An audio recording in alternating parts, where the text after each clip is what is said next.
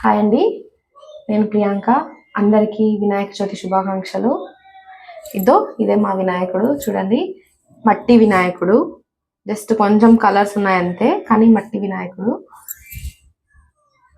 ఇప్పట్లో చాలా వరకు కుమ్మరి వాళ్ళు అని విన్నారు పాతకాలంలో. ఇప్పుడు వాళ్ళు అసలు దొరకట్లేదు.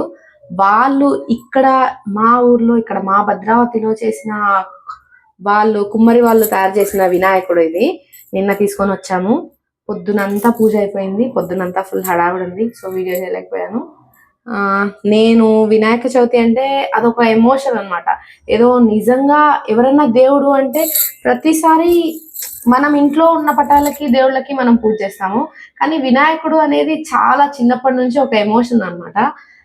వినాయకుడు ఏదో నిజంగానే ఒక దేవుడు నడుచుకుంటా వచ్చి మన ఇంట్లో కూర్చొని నాకేం పెడతావు, నన్ను ఎట్లా చూసుకుంటావు, నన్ను ఏం పూజ చేస్తావు అని అడిగినట్టు అనిపిస్తుంది నాకైతే. అందుకోసం అని చెప్పేసి పొద్దున ఓపికగా వినాయకుడికి ఇష్టమైన ఉండ్రాళ్ళు, పాల తేలికలు, చలిమిడి అన్ని చేశాను.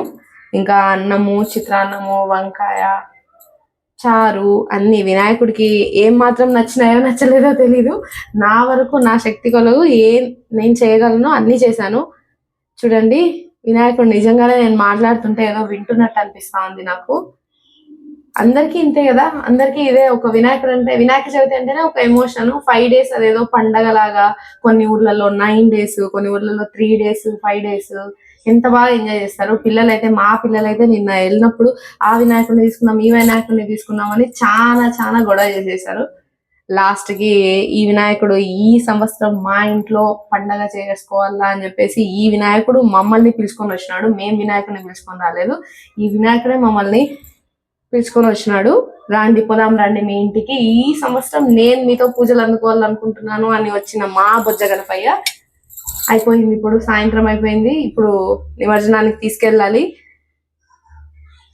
ఇంకా అయిపోయింది, బయలుదేరుతాడు. మళ్ళీ వచ్చే సంవత్సరము ఇట్లానే మా ఇంటికి వచ్చి ఆశీర్వదించి మమ్మల్ని, మేము పెట్టినవన్నీ తిని ప్రశాంతంగా ఉండి పొద్దున్నుంచి సాయంత్రం వరకు మాతో ఉండి.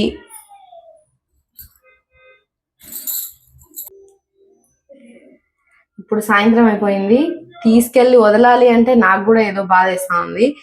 వినాయక నిజంగా ఇక్కడ ఏమేమి ఉన్నాయో అన్ని తింటాడో లేదో తెలియదు, కానీ అన్ని మన కోసం అయితే మనం పెడతాము.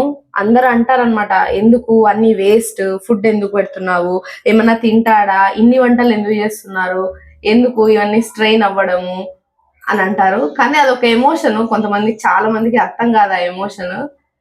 చూడండి ఏమేమి పెట్టానంటే, నేను ఈరోజు వినాయకుడికి యాపిల్స్, దాలిమ్మ, జామకాయ, అరటికాయ, సీనకాయ, సీతాఫలము, కంకి. ఇక్కడ భద్రావతిలో ఒక పెద్ద ప్రాబ్లం ఏమంటే, మాకు అసలు కంకి దొరకదు, షుగర్ కేన్ అనమాట. ఇక్కడ వీళ్ళు చెట్లు పెడతారు, కంకులు పెట్టరు. ఇంకా మన సైడ్, మేము ఆంధ్ర, యాక్చువల్లీ ఇక్కడ నేను వర్క్ చేస్తున్నాను భద్రావతిలో. మా ఆంధ్ర సైడ్ అయితే చాలా 21 types ఆఫ్ పత్రి దొరుకుతుంది. ఎంతో ఇష్టమైన వినాయకుడికి ఎంతో ఇష్టమైన పత్రి దొరుకుతుంది. అది ఇక్కడ దొరకదనమాట. ప్రతి సంవత్సరం నేను అక్కడికి వెళ్ళి తీసుకున్నాము, అక్కడికి వెళ్ళి చేసేంత లీవ్లు ఉండవు, వెళ్ళడానికి కుదరదు. అందుకని చెప్పేసి ఇట్లా నాకేదో తెలిసినట్టు, నాకు నచ్చినట్టు ఇట్లా మా వినాయకుడిని రెడీ చేసుకుంటున్నాను. ఇంకా మోదకాలు, స్వీట్ మోదకాలు, హాట్ మోదకాలు, చలిమిడి, నువ్వులు, ఇదండి ఇవి బూరెలు, చిన్న చిన్న కుడాలు. నాకేదో రావు, అన్ని ట్రై చేసి పెట్టాను.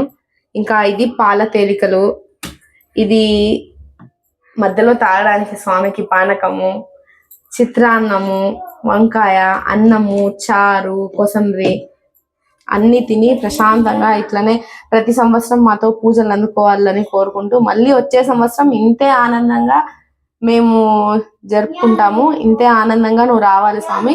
ఏమంటే ఈసారి నా కోరిక అయితే చాలా బలంగా ఉంది. ఎందుకంటే ఈ సంవత్సరం నేను ఇక్కడ చేసుకున్నాను, కానీ నెక్స్ట్ సంవత్సరం నేను ఎట్లా పత్రి వేసి మా ఆంధ్రాలో నేను మా ఊరికి పోయి చేసుకోవాలని నేను మొక్కుకున్నాను ఈ సంవత్సరము.